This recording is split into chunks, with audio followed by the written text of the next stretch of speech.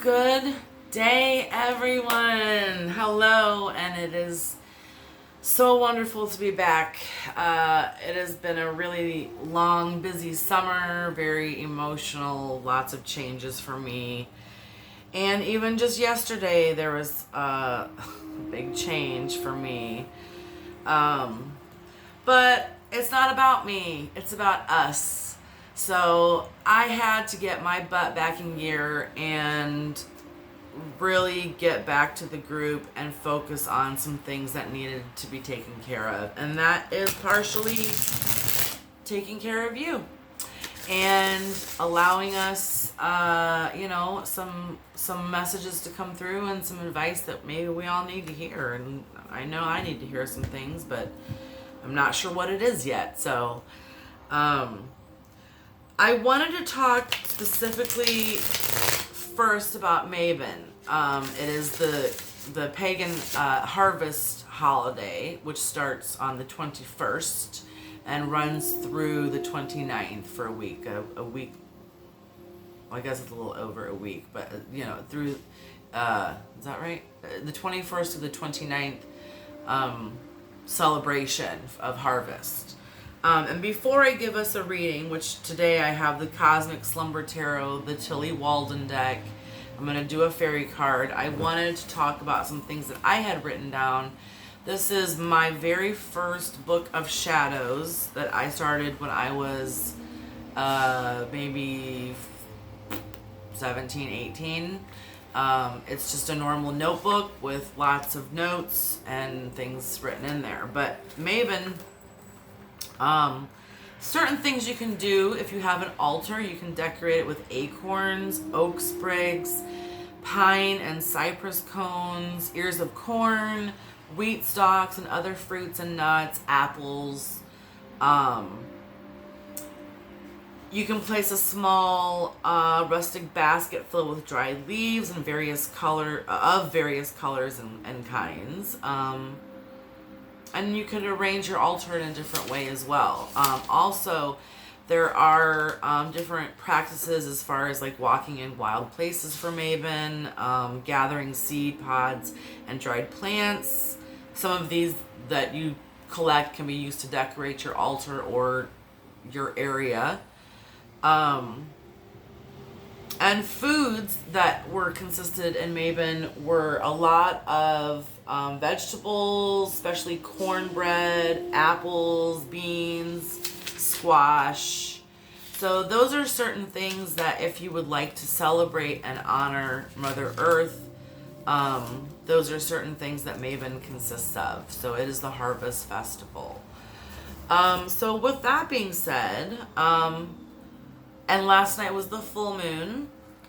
Tonight we are in phase 3, kind of, because it kind of runs for 3, the day before, the day of, and the day after. We have a lot of power on those days, so we still have some we're beginning the waning process tonight, as it no longer is the full moon, but it still has a lot of power tonight, and it always does, but during different phases is when you should do different different spell work or shadow work. So for today, I will get to our reading. I would just like to draw a card, and that one just really popped out, so I just want to see that one. I just think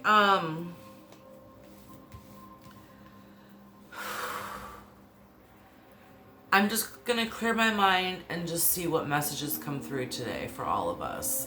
If there's something that we need to hear, please bring it. We are ready and willing to listen.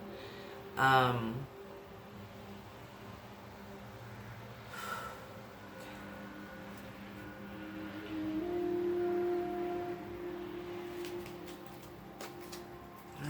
so I'm going to read the first one.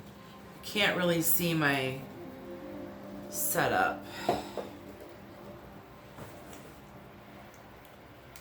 Okay, so this was the first one that kind of fell out, and this was the one that I drew. So let's see what we have. Okay. So the one that fell out is the Ace of Cups. So aces, some of you know, usually represent, or almost always represent, a new beginning of some sort. Excuse me. And I also wanted to kind of reiterate the fact that cups do represent like water, intuition, emotions, and relationships. So that's, they can represent several different things. But the Ace of Cups represents a fresh start, a new beginning, internal growth is near. Find balance in your life. Harmony is on its way. That's really wonderful, especially with the new moon being here and it beginning to wane slowly. It's a good time to release, let go, and